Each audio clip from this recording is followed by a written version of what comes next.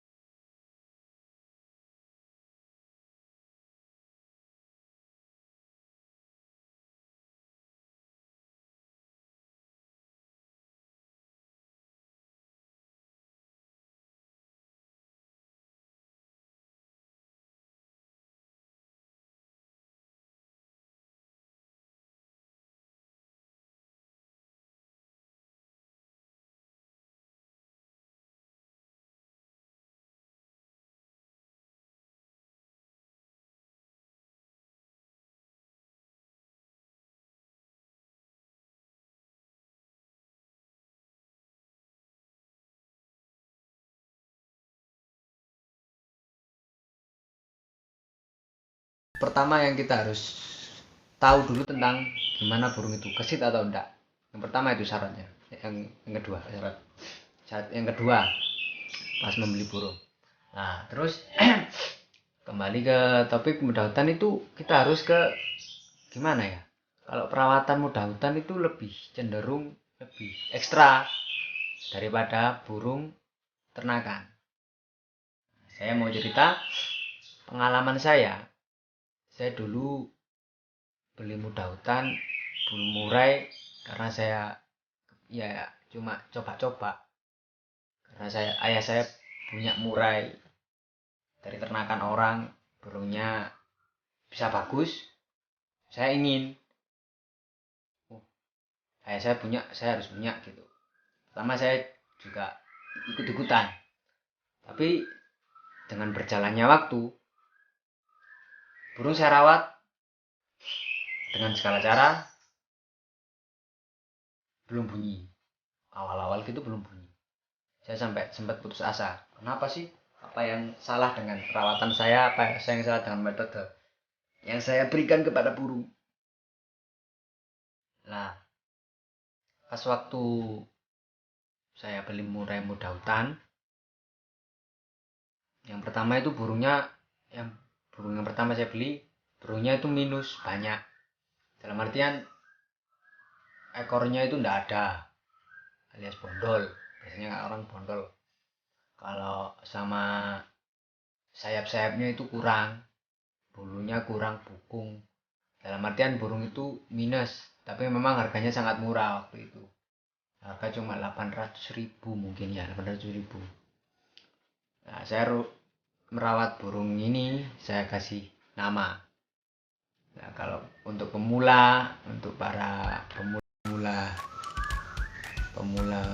yang hobi burung, ya saya bukan menganjurkan apa ya, yang penting kita harus kasih nama lah, kasih nama biar dia tahu. Kalau dia punya nama berarti kan dia tahu. Kalau disebut namanya kayak orang nggak kenal kan nggak enak manggilnya. Kalau sudah kenal kan enak manggilnya. Kalau belum kenal, halo bro, halo mas, kan nggak enak kalau belum kenal. Tapi kalau sudah kenal, halo ya porek kabari, kalau katanya orang Malang atau orang Batu gitu. Kembali ke topik. Nah, murai ini saya rawat selama 2-3 bulan belum bunyi dan belum tumbuh, bulu-bulunya belum tumbuh, padahal saya sudah ekstrak bodinya sudah full seperti kroto sudah full tapi kok belum belum bisa tumbuh. Saya sempet jengkel, wes yang penting saya rawat gitu. Terus saya ingin beli lagi, saya beli lagi di Tulungagung. Tulungagung itu dengan harga 1.250.000 ya. Beli saya Januari itu ya, beli Januari. Terus saya kasih namanya Charles.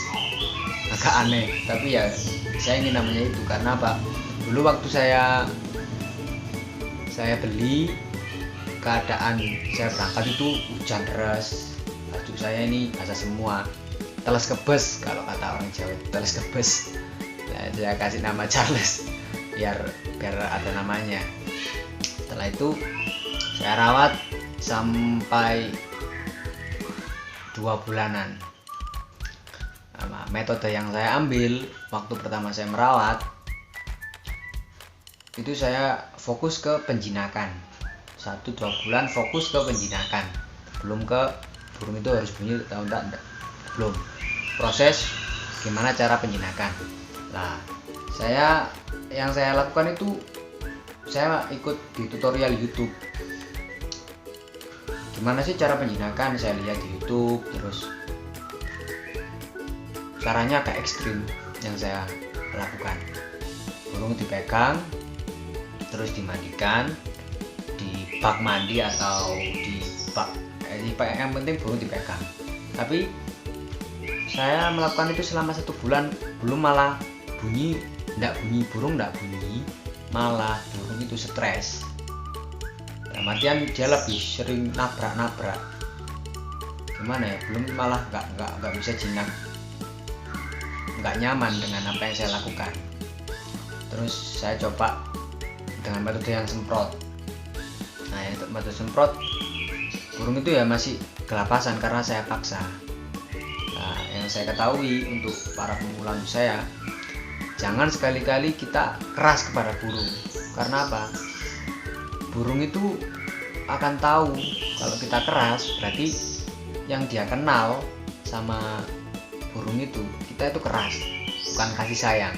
Karena apa? Kita kalau merawat ya harus kasih sayang. Merawat apapun, bukan hanya burung, itu kita harus mempunyai rasa welas asih atau kasih sayang. Kalau kita kasih sayang kepada burung tersebut akan tahu, dia akan membalas budi. Dengan apa balas budinya? Dengan ngoceh tadi. Kalau sudah dia nyaman dan merasa aman dengan kita, burung tersebut saya rawat kembali setelah melakukan metode yang keras tadi ya.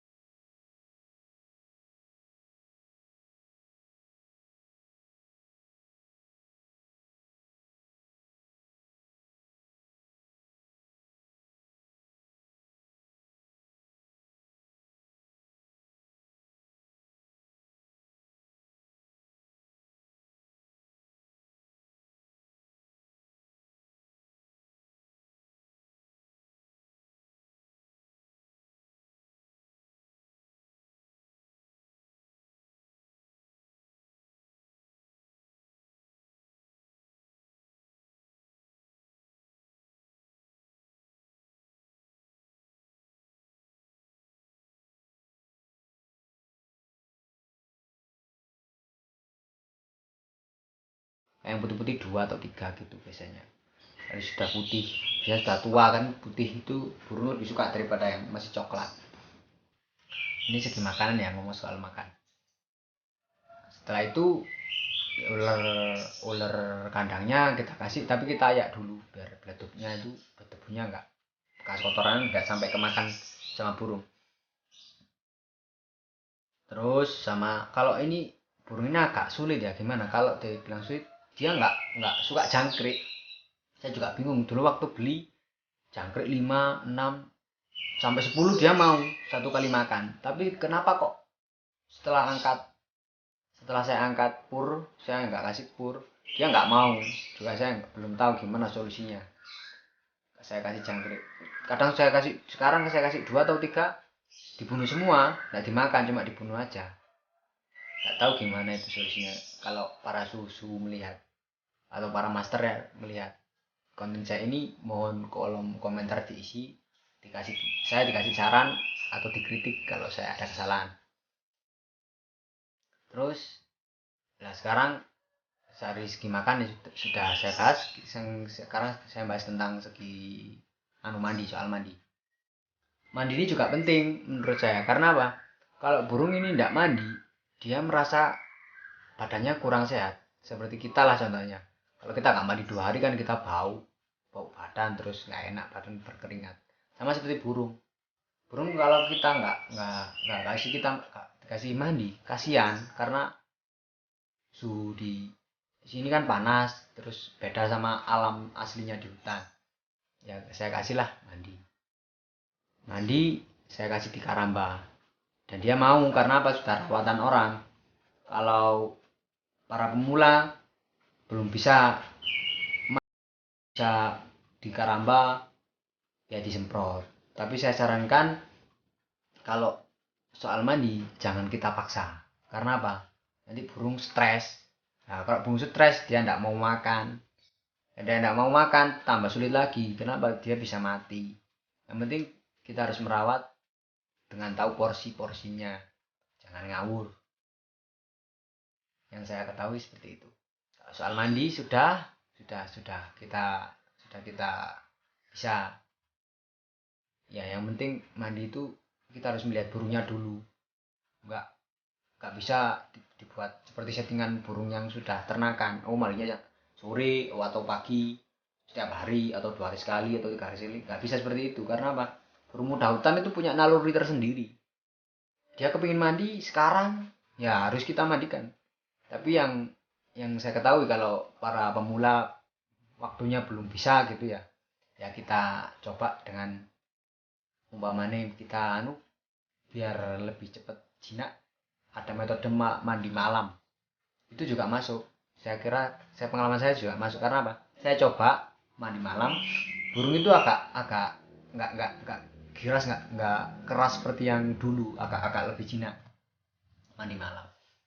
Tapi kalau ada waktu lebih, ya kita sambil ngopi, kita sambil melihat burung itu, sambil rokok-rokokan gitu, lihat burungnya ini main dicepuk berarti mau mandi. Nah, saya sarankan lebih baik mandinya di karamba, karena apa? Dia lebih luas, lebih enak, lebih lihai, mandi lebih bebas, dia lebih basah semua. Itu kalau nggak bisa ya semprot, biar lebih cepat disemprot, tapi semprotnya yang halus. Pokoknya jangan sampai burung itu merasa keganggu dengan kita harus membuat dia nyaman. Itu soal mandi. Terus sudah soal penjemuran. Nah kalau saya penjemuran, pengalaman saya jemur agak saya ngawur dulu 1-2 jam, 3 jam sampai 4 jam. Saya ngawur. Saya karena nggak tahu, saya juga pemula. Nah waktu saya metode ngawur seperti itu, burung mangap terus, ya memang panas sih, tapi kan saya nggak tahu gimana. Terus saya coba dengan metode penjemurannya cuma yang 1 jam. Ya, 1 jam. Akhirnya burung itu saya tahu dari burung itu, burung ini tipenya bukan tipe dingin, tipe burung saya ini tipe panas. Karena apa? Dia nggak suka panas. Dia ini nggak suka yang panas. Dia kalau dijemur 1 jam gitu sudah gak kuat, dia sudah mangap, ya itu saya inginkan.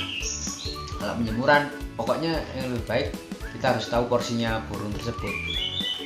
Kalau jemur, burung itu harus dijemur kalau posisi sudah tubuhnya sudah sembuh dari penyakit, gampangnya sudah nggak ada minus kayak bundas atau bendelen atau senot atau sebagainya. Yang penting burung itu harus sehat kalau kita jemur. Kalau belum sehat ya kita jemur tapi dengan porsi yang sangat minim sekali, cuma 10-15 menit cukup. Tapi kalau sudah sehat agak kita lamakan nggak apa-apa. Karena apa? Kalau burung kita lamakan, berarti burung itu bisa apa ya, bisa menerima sinar matahari dengan baik. Karena apa? Kalau di alam kan dia terserah mau cari, mau jemur jam berapa terserah dia kalau di alam. Tapi kalau di rumah, di rawatan kita harus ngasih porsi secukupnya dia, jangan sampai kita paksa. Yang saya ketahui seperti itu. Nah, cukup 3 proses itu tadi. Kalau kita sudah bisa mencapai 3 proses itu tadi, sudah clear, sudah benar, nah nanti kita baru bisa proses yang lainnya. Yang penting 3 dulu ini harus kita penuhi dulu. Soal makan, mandi, dan jemur. Ini yang saya alami ya. Makan ini harus terpenuhi, terus mandi dan jemur. Nah, makan kalau lebih baiknya ya kasih full kroto. Kalau awal-awal full kroto. Kalau yang anu ya, kalau kita biar burung ini ndak manja ya, kasih ular kandang atau hongkong saja biar nggak ngalem burungnya. Tapi kalau kroto memang bagus, tapi itu tadi mahal. Tapi yang penting burung ini harus kita kasih extra fooding. Kroto, jangkrik, ular hongkong, ular kandang atau cacing. Yang penting harus kita kasih extra foodingnya lebih. Jangan kebur dulu kalau awal-awal. Kalau sudah semua sudah kita penuhi, insya Allah burung itu mesti bunyi. Meskipun cuma ngerimis mesti bunyi. Nah, kalau sudah bunyi, kita amati dulu burung ini bunyinya seperti apa. Kalau sudah apa-apa sudah ngeplong gitu, ngeplong. Nah, kalau sudah burung sudah sergap itu sudah rajin ngeplong atau bunyi, kita harus nambahi porsi lagi. Kayak seperti porsi pengembunan. Itu juga bagus. Karena apa? Burung kalau di alam jam 5 pagi sudah keluar, sudah nyari makan, sudah mandi dan sebagainya kalau di alam. Tapi kalau di rumah ya kita kasih perawatan semaksimal mungkin menurut kita, dan jangan sampai kita membuat burung itu stres.